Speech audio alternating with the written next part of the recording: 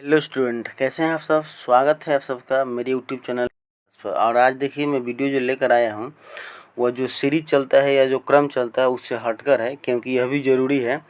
ये आपका class 9th का जो रीडर बुक है उसका चौथा लेसन का मैं ऑब्जेक्टिव क्वेश्चन लेकर आ गया हूँ।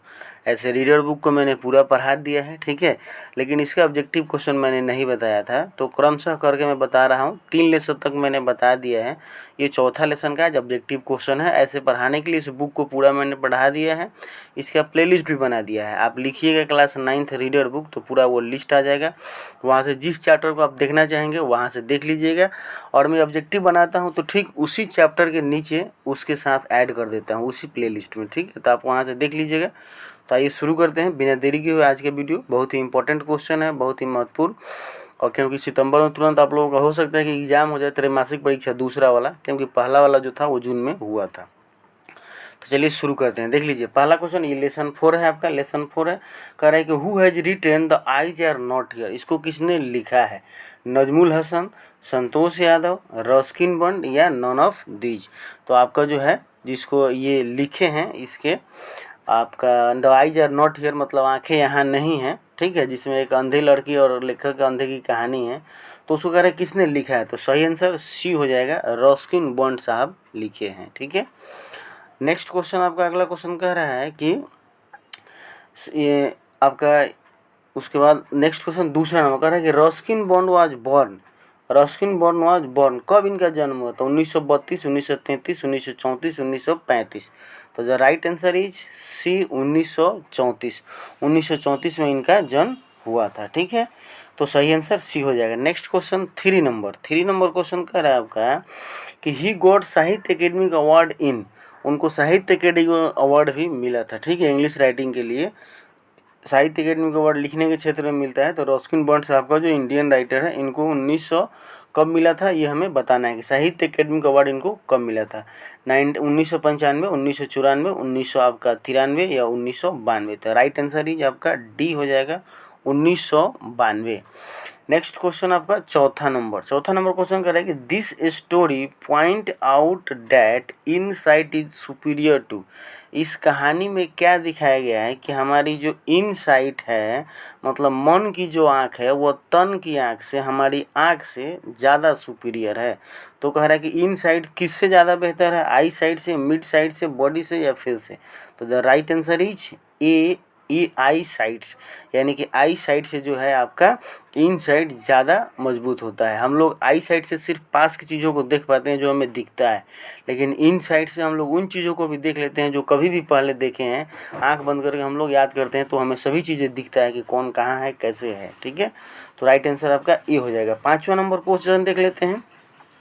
5वां नंबर क्वेश्चन कह रहा है कि the author was off to dash. अब कह रहा है कि ऑथर जो थे आपका कहाँ पर मतलब कि वो ट्रेन में बैठे थे, या कहाँ पर मतलब कि ट्रेन रुकी, या कहाँ वो ट्रेन पिक की, या कहाँ पर मतलब वो बैठे ट्रेन में, ठीक है। तो जो राइट आंसर आपका जो हो जाएगा वो हो जाएगा इसका जहाना होगा, रोहाना होगा, दिल्ली होगा, मुंबई होगा। तो इसका आंसर आप अपने से भी ट्रिक लगा सकते हैं, क्योंकि इस लेसन से संबंधित आपका जहाना, दिल्ली, मुंबई ये नहीं है। सही आंसर जो आपका है वो हो जाएगा आपका बी, रोहाना। लेखक एक बार जो है ट्रैवलिंग कर रहे थे, रोहाना पहुँचे थे, तभी वहाँ एक लड़की का उसी उनके कंपार्टमेंट में, उसी डब्बे में एंट्री होती है। तो सही आंसर जो हो जाएगा वो हो जाएगा बी, रोहाना, ठीक है। अब 6 नंबर क्वेश्चन हम लोग देखते हैं। 6 नंबर क्वेश्चन आपका क्या कह रहा है?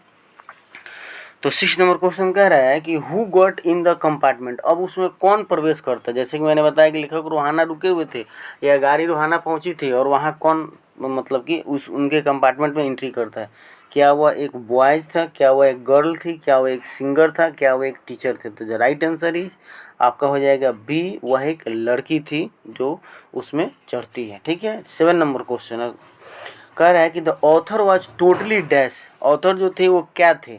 डेफ थे, डम थे, ब्लाइंड थे, डॉल थे, ठीक है। तो ऑथर जो थे वो कंप्लीट रूप से ब्लाइंड थे, वो अंधे थे, ठीक है। कब बताया? नहीं, शुरू में ही ये बात बताता था कि लेखक जो थे वो अंधे थे। अगला क्वेश्चन 8वां नंबर क्वेश्चन कह रहा है कि हु सेड। यह बात किसने कहा? Are you going to Dehra. क्या तुम देहरादून जा रही हो? यह बात किसने कहा? पेरेंट ने, टीचर ने, द राइटर ने और द गर्ल ने। तो आपका जो है यह बात जो थे लेखक साहब यानी कि ऑथर ने पूछा था, राइटर ने कहा था, रस्किन बॉन्ड साहब ने कहा था उस लड़की से कि क्या तुम देहरा जा रही हो, और उस समय वह चौंक गई थी। ठीक है, तो सही आंसर सी हो जाएगा। नेक्स्ट क्वेश्चन आपका कह रहा है the girl was getting down, लड़की जो थी अब चढ़ने के लिए तो चढ़ गई, बातचीत होता है तो आगे पता चलता है कि वो पूछते हैं कि आपको कहाँ उतरना है, तो लड़की बता रही है कि मुझे यहाँ उतरना है, तो उस जगह का पूछ रहा है कि वो कौन सा स्टेशन था जहाँ लड़की उतरने वाली थी। तो the girl was getting down at Saran, Bettiah, Saharanpur या बलिया। तो जो राइट आंसर इज सी हो जाएगा, सहारनपुर वह प्लेस था जहाँ पर वो लड़की उतरने वाली थी। रोहाना चढ़ी थी, सहारनपुर उसको जाना था। नेक्स्ट क्वेश्चन 10वां number, the writer was going to Dehra and then to, तो लेखक ने ही बताया, लड़की उनसे पूछती है कि आप कहाँ जाएंगे, तो लेखक बताते हैं कि मैं पहले देहरा जाऊंगा और देहरा से तब कहाँ जाऊंगा, दिल्ली, मुंबई, मसूरी या उत्तराखंड। तो लेखक ने बताया कि मैं देहरा से, देहरादून से मसूरी जाऊंगा, तो right answer is C. Next question 11 number, कह रहे हैं कि who was waiting for the girl at Saharanpur. देखिए यहाँ पर पता चल गया कि लड़की कहाँ उतरने वाली थी, तो सहारनपुर। तो वहाँ कौन इंतजार कर रही थी उस लड़की को, कौन रिसीव करने वाली थी वहाँ पर सहारनपुर में, उसके फादर थे, उसके मदर थे, उसके अंकल थे, उसके आंट थी। तो जो राइट आंसर होगा वो हो जाएगा आपका डी, उसकी आंट थी जो वहाँ उसकी वेट कर रही थी। ठीक है, नेक्स्ट क्वेश्चन अगला हम लोग देखते हैं 12 नंबर। ठीक है, 12 नंबर कह रहे हैं कि Mussoorie is A dash station. लेखक ने अब मसूरी का चर्चा करते हुए जब बात आगे बढ़ा तो बताते हैं कि मसूरी कैसा जगह है, तो गुड है, बैड है, हिल्स है, स्टोन है। तो राइट आंसर आपका जो हो जाएगा वो हो जाएगा आपका C, hill station. Mussoorie is a hill station, लेखक ने उसमें बताया है। ठीक है, तो आपका ये 12 नंबर का सी सही होगा। नेक्स्ट क्वेश्चन 13 नंबर कह रहा है कि at Saharanpur who got in the compartment. अब सहारनपुर में भी एक और इंसिडेंट होता है कि वो लड़की वहाँ उतरती है, लेकिन उसके बाद उस डब्बे में लेखक के पास कौन आता है, ए मैन आता है, ए वुमेन आती है, एन एनिमल आता है और ए मैजिशियन आता है।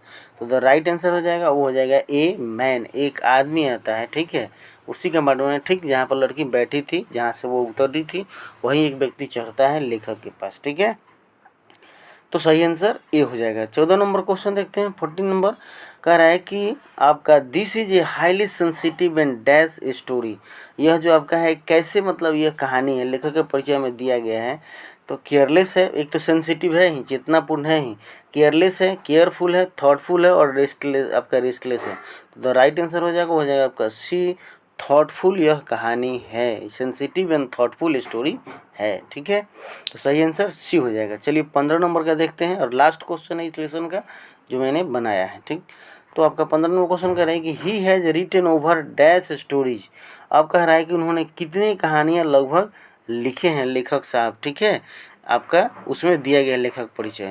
तो इसका जो सही आंसर देख लीजिए, क्या 50 स्टोरी उन्होंने लिखा है, 100 लिखा है, 200 लिखा है, 300 लिखा है। ठीक है, मतलब 15 नंबर क्वेश्चन पूछ रहे हैं कि he has written over dash stories, तो इसमें आपका आ जाएगा over 100 stories. The right answer आपका जो होगा वो हो जाएगा आपका बी 100, क्योंकि पहला ही लाइन दिया है, लेखक का परिचय में पहला ही लाइन दिया है कि 100 स्टोरी उन्होंने से ज़्यादा लिखा है। ठीक है स्टूडेंट, तो ये कैसा लगा वीडियो आप मुझे कमेंट करके ज़रूर बताइएगा। आज की वीडियो में इतना ही, फिर मिलूँगा मैं अगले वीडियो में, तब तक के लिए थैंक यू।